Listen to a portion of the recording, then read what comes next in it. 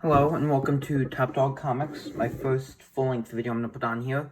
So, today I wanted to highlight my favorite Marvel Max comic books.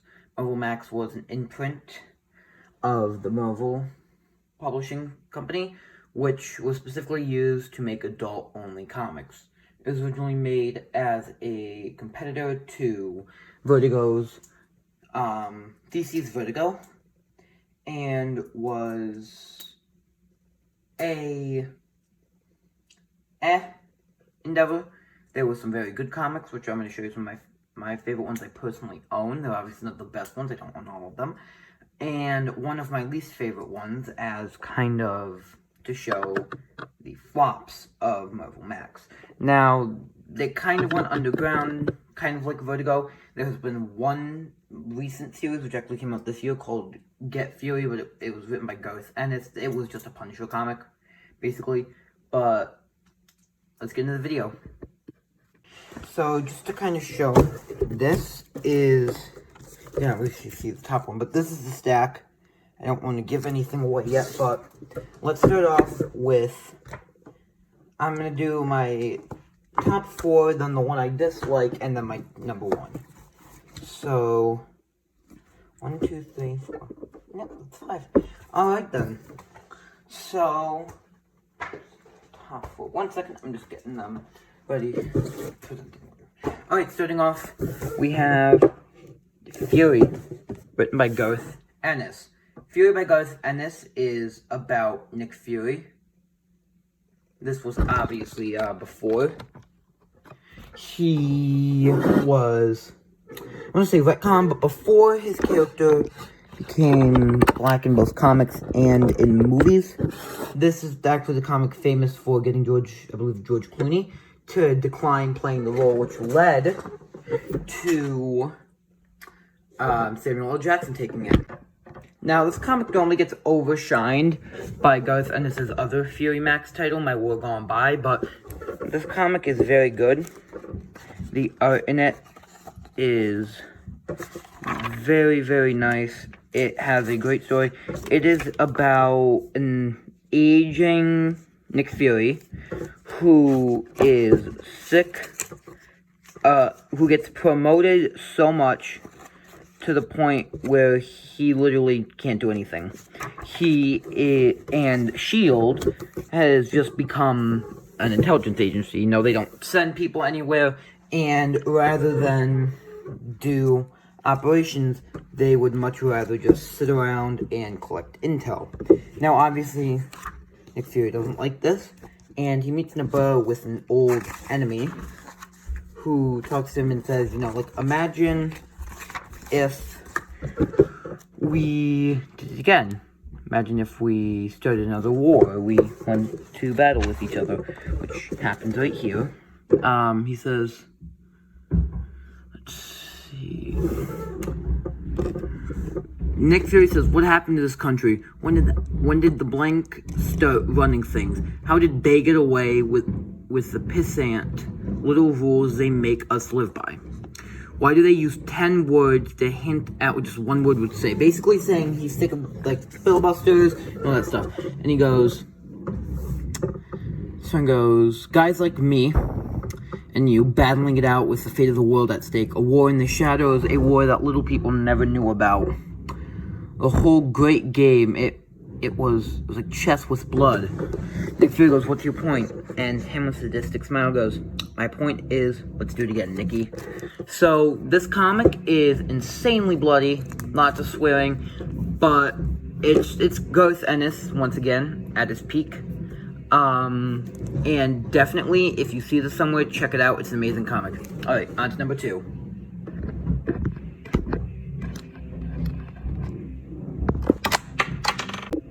So, I'm doing this, number 5 is my favorite, so 1 is, you know, like, but, so my number 2 and my number 5 kind of collide with each other, you'll see that in a little bit. However, Punisher Max, written by Garth Ennis, is at the number 2 spot. This comic is, at least the one I have specifically, is a collection of 3 tales. Punisher Born, which is Punisher in Vietnam. it shows how good he was there. And at the very end of the comic, let me get there, he makes a deal with Death itself. Death tells him, I can give you everything you want. A war that lasts forever, a war that never ends, but you have to say the word, Frank. And Frank says yes to Death and survives this slaughter. The second story in here is called, let me find the beginning of it. I just read the Marvel Knights Punisher, which is why I don't want to get the story messed up. In the beginning. Now, this comic is super good. It's very bloody. The opening of it is Punisher goes to a 100-year-old man's birthday who is a vicious mob boss and pops old dude in the head. And then he goes outside and, using his descriptions, he machine guns down a bunch of people and he says, it's Omaha Beach, Wounded Knee. Rorke's Drift, The Killing Fields, The First Day on the Somme, World War III in New Jersey. And only now, pouring automatic fire into a human wall, do I feel something like peace. And this comic is basically Microchip, who was his old buddy, who used to help him, is trying to recruit him for the CIA, and basically help them go kill Osama. This came out, like, I believe, very closely after 9/11, which is why it feels like that's why it's the main thing. And of course, it ends with him emptying Microchip's cranium. And then Kitchen Irish is the last one. You know, Kitchen Irish is about a bomb which blows up, obviously, the Punisher. And Finn Cooley, I believe his name is. Yeah, Finn Cooley. Finn Cooley, this guy who detonated the bomb. Now, this one is insanely complicated. There's a lot that happens here. Finn Cooley is doing his thing. Punisher is punishing. And then you have, this guy. He's called, Napper French. Is this old man who basically would cut bodies up and hide them and people would never find them. They called it Houdini. And this guy, who is a gangster, you know, forces his hand by kidnapping his grandchild. And then the last one here is the Water Rats, I believe. The River Rat Boys, which are a group of thieves. And then British MI6. Now, the British MI6, who you see here, work with Punisher. Well, French, Finn, and the River Rat gang work together to find the treasure left by an old guy, which they do find, but funnily enough, let me find the page. I can't show what that word says. It's a bomb. It is a bomb. Let's see, I can show you that much. Which is funny considering one of them is a known bomber, which blows him up and kills him. Now, there's so much more that happens in these. That's just like the quick run through. It's a great comic. There's, I believe, 4 to 5 of these complete collections. But let's move on to the next one. Now, I'm hitting you with a twofer on this one. This comic is not widely liked. I'm going to say that here. Deadpool Max is not a widely liked comic because people say, oh, there's too many fart jokes, there's too much bathroom humor, it's too much swears. But in my opinion, this is the most Deadpool-esque, as in the movie. It feels like the movie. It's the best I think we're going to get from Marvel for a while, especially considering that they've just gotten rid of their Max line, besides for the occasional Punisher story, which is like all they publish now. Because at least DC moved to Black Label, but let's go through them. Alright, starting with Nut Job. So these are just like collections of little tale stories in this universe. The first one is just Deadpool killing a gangster guy. The second one is Deadpool falling in love with a mentally deranged nurse. Third one is about Deadpool taking down a KKK type guy.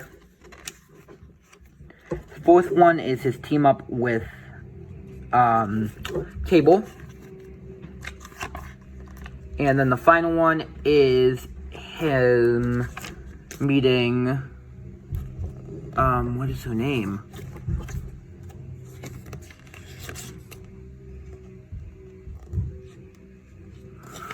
What is her name?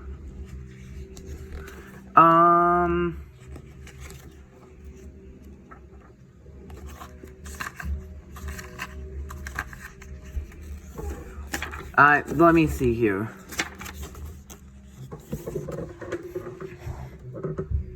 Taskmaster. So in this, she's female Taskmaster. So Deadpool's tasked with taking down Taskmaster, which does not go well. Now, this is insanely uncensored, very violent, but honestly, I think it's so good. I think it's the most like the movie will get. And then this one, which is a direct sequel to it, Involuntary Armageddon. Now, this is actually a complete like story. They all kind of, most of them go side by side. First one is Inez, the mentally deranged nurse he falls in love with. She hunts him down, accidentally murders a man, makes Wade think that they have a baby together. It's a whole thing. Basically, it culminates with a fake intervention, which leads to her being arrested. The next story is, so Wade went AWOL. And that left Hydra Bob, his handler, to do basically everything by himself, which kind of puts him in the spot where he's about to be executed. He has a flashback of his entire life, what led him to here, and then he wakes up only to see Cable and Colleen, who he fell in love with, who betrayed him, at his side. Now, he's free, they kiss, and it turns out that Cable took control of this terrorist group, and he did not authorize them to do this. Now, going through, they're looking for Blind Al, who in this is a white agent of the government, so not like the movie counterpart. And then Deadpool just kind of shows up and goes ham wild on a bunch of terrorists, fights Cable, which ends like that for him. Then we have another flashback, and we see that Blind Al she's not blind, by the way, in this either, but she's also a sleeper agent. Then we get this story, which is not that good. It's about Bob being fired and going on a wild bachelor party. I'm going to skip through this one because A, it's insanely demonetized, but also it's just bad. Then we have Hydra Bob. He works with Taskmaster. So basically throughout both of these, this one and this one, Wade's only goal is to take down Hydra, which S.H.I.E.L.D. has no clue what the heck Hydra is. So in order to get him to do basically whatever they want, they tell him that the people they want him to kill are Hydra. Hydra Bob, he just calls him that because it gets him to work. They decide to make Hydra real. They decide to make it to get Wade back working. Now, Wade has a new handler. He doesn't like the handler. A bunch of zany antics happen, which leads to a bank robbery, which Wade goes and slaughters a bunch of rednecks. He beats himself up to make him look like a victim, and Wade frees him, which culminates in the final, I think, is it the last one? Yeah, no. The second to last one, they go back to where Wade grew up as a kid, which was hell for him. We get more down, all that crap. And then the very last story in here is about a chemical that melts people's brains. Wade finds out that Hydra Bob made Hydra into a real thing accidentally. He has to be locked up before he kills someone. Wade says no, because that shows he's not a bad person. They go to Cincinnati in order to stop Taskmaster from setting off the chemical X-bombs, which will literally melt people's skin off. They get there, they stop her, and Hydra Bob calls him to gloat to Blind Al, and Blind Al tells him that New York was bombed. No, sorry, Cincinnati was bombed and people are dying, which ends the story off with Wade and Hydra Bob and Taskmaster as fugitives of the law, running for their lives, which does lead into the next one, which I do not own. Alright, then, on to the next one. Now, this one is one I disliked very much, actually. This is, I wanted to do one before my favorite Max comic of all time. This is my least favorite one ever. This is Punisher Max Kingpin, written by Jason Aaron. I'm going to take the dust jacket off of this. Now, the reason I dislike this comic is a multitude of things. Number one, $25 for this didn't seem fair at all. Now, the one thing that does redeem this is the art by Steve Dillon. Steve Dillon can make quite literally the worst story ever. The art at least looks good. That is my humble opinion. But one of the main issues is this feels like Kingpin Max, not Punisher Max. Because Kingpin gets more pages, more screen time, and the Pilgrim, who, if you've seen Season 2 of Punisher, he's the main antagonist in that. The Pilgrim gets more screen time. I'm saying screen time, not book time, but whatever. Than the Punisher himself. The Punisher barely gets much on-page action. This follows Kingpin like he's the good guy and the Punisher is the antagonist, which it misleads you, and also the characterization of the Punisher, and this is very bad. Jason Aaron is also known for writing the horrendous book, which I don't own. I'll put a picture of it here. Something of Killers, King of Killers, I'm not sure. The book where Punisher's wife gets resurrected, divorces him, and then the Avengers all dress him down, including the ones that kill, which, you know, in the comics actually team up, not fight, and then he denounces violence. But, so, Jason Aaron, I know some people see this as a great comic. I think that he just should stop writing Punisher comics. This one, I think, should have been Kingpin Max. Punisher name should be removed. That's what the series should have been called. Because I genuinely think that's a much better title for this comic. Alright, on to my number 5. Alright, this is, in my opinion, just not even, like, one of the best. I think that out of every Max title ever made, this is the best one. Now, I did say that my number 2 one, which, just for a reminder, was this, would interfere with my number 5, which is, I don't really, that's the best way to state it, I guess, this. This is the same series, still written by Garth Ennis, but I think genuinely this is the best, like, book collection of any of the stories. Punisher Max the Slavers is about Punisher finding out that there is a slave trade of women underground happening in Brooklyn in New York that he did not know about. The comic book opens with the Punisher about to kill a drug dealer when this woman shows up with a handgun, starts yelling and shooting at him. Punisher obviously takes his opportunity and executes the guy that he was going for. And then we heard cut to some cops who, they're side characters in the story, to be honest. And second, but they don't really do much on screen besides bicker and say a couple slurs back and forth, get beat, you know, whatever. But then Punisher goes over and kills the men mugging the woman. And then the woman says, please don't leave me for the cops, I'm illegal. And at first, Punisher just says, too bad. And then the woman yells, you're the Punisher, I see you on TV. These men, they kill my baby, they murder my baby. Which leads the Punisher to stop and reconsider. Then the 2 cops show up, in which Punisher disarms them, noticeably though, without injury. He just kind of, you know, takes them out and leaves. Does not injure them. Which does lead to a major point here, where this man, who is a corrupt detective, decides that in order to get police against the Punisher, because in all of these comics, including Marvel Knights, the police are for Punisher. They think that they make his job easier. So, the woman, Viorica, I'm just gonna call her V. V tells Punisher how she was abducted from her village when she was 15. She was essayed, and when she escaped and went back to her village, and her dad found out, he said no. She escaped. My father was ashamed. It says right here, my father is ashamed of me. He says I am dead to him. My father says this. Then I find out I am pregnant. So, and then she's forced to work as a prostitute. And then this is the major point. The police captain forces these 2, who are the ones who were unarmed by the Punisher without injury. He forces them to pretend that they are injured, that the Punisher beat them, to get the rest of the police force against the Punisher. Now, just to censor this, the Punisher goes, kills some more of the people in the gang. Good for him. Get those licks in. And then kidnaps these people who were at one of the houses of the trafficking guy.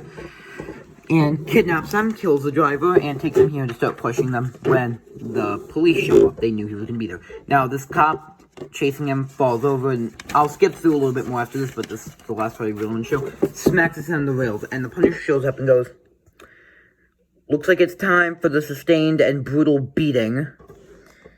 Unless maybe someone's full of blank," and then runs away. And so the rest of this comic is basically the two police officers that had to pretend to be beat. They get beat for real, and then they go around and they ask the other cops who the Punisher allegedly beat if that was real, and they all say no, and they say that something either blackmailed them or forced them into it. And the comic book ends with one of my favorite scenes, two favorite scenes ever. The woman who was in charge of the trafficking gets thrown out of her window after being beat on it because it was bulletproof, forcing it to come out. And we get a great Punisher quote: "It had been a long time since I genuinely hated anyone the way I hated them." And then the final issue. Punisher tricks Christu into coming out of hiding, blows him up, and that good stuff, and then goes to fight him. Now, Christu goes upstairs. Takes one of the girls. He takes one of the girls hostage, but the Punisher calls him a coward in Albanian, which makes him go insane and attack him. Punisher gets the upper hand, and then calls the cop in.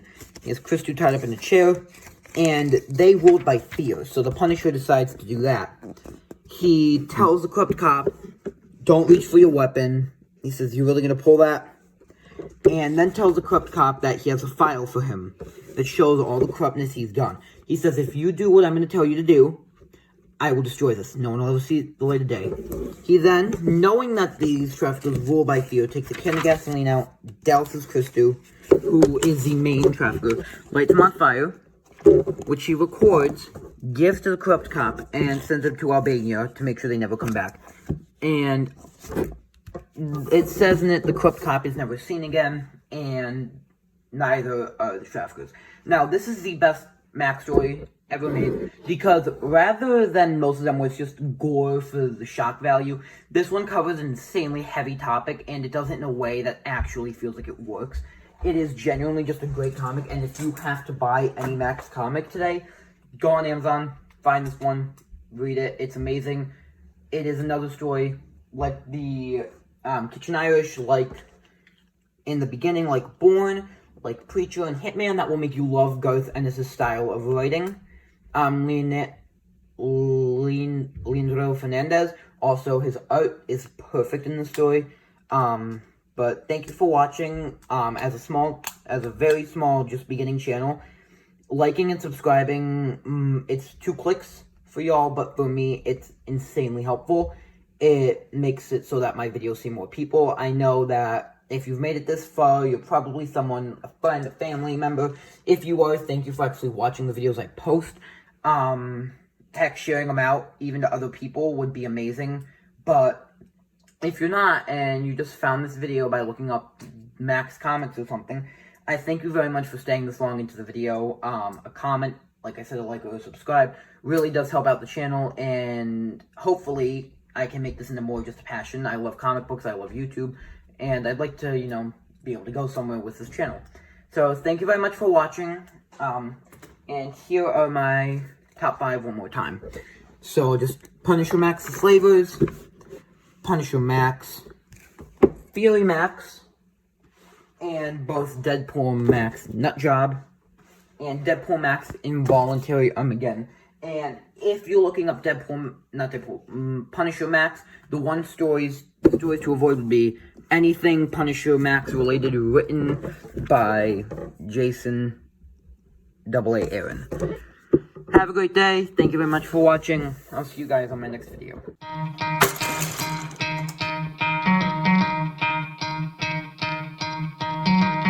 Try to play it, but you're never gonna beat me. Look the other way, what I'm doing ain't easy.